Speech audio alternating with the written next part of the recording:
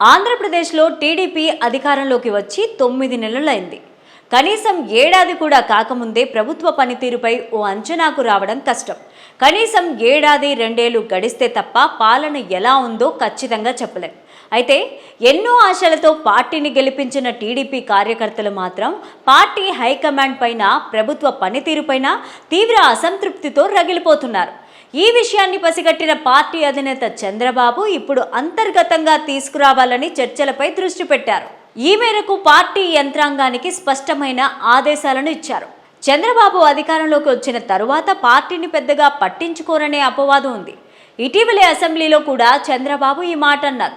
Party ఓడిందంటే దానికి కారణం నేనే అని ఆయన అంగీకరించారు. ఇప్పుడు కూడా అదే జరుగుతోంది. వైసీపీని కసితో ఓడించారు టీడీపీ కార్యకర్తలు. తాము అధికారంలోకి వస్తే తమను ఇబ్బంది పెట్టిన వాళ్లపై ప్రభుత్వం చర్యలు తీసుకుంటుందని ఆశించారు. అయితే చంద్రబాబు మాత్రం కక్ష సాధింపు వద్దు, ప్రతీకార రాజకీయాలు వద్దు అంటూ నీతి సూక్తులు వల్లించడం ప్రారంభించారు. దీన్ని టీడీపీ క్యాడర్ అస్సలు డైజెస్ట్ చేసుకోలేకపోతుంది.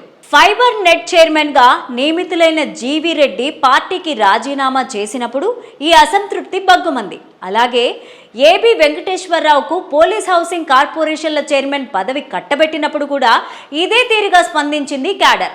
ఇప్పుడు పుంగనూరులో ఏకంగా టీడీపీ కార్యకర్తను వైసీపీ కార్యకర్త హత్య చేయడంతో ఈ అసంతృప్తి తారాస్థాయికి చేరింది. ఇందుకోసమేనా ప్రాణాలకు తెగించి పార్టీని అధికారంలోకి తీసుకొచ్చింది అని నిలదీయడం మొదలుపెట్టారు కార్యకర్తలు. దీంతో పార్టీ హైకమాండ్లో కాస్త కదలిక వచ్చినట్టు కనిపిస్తోంది.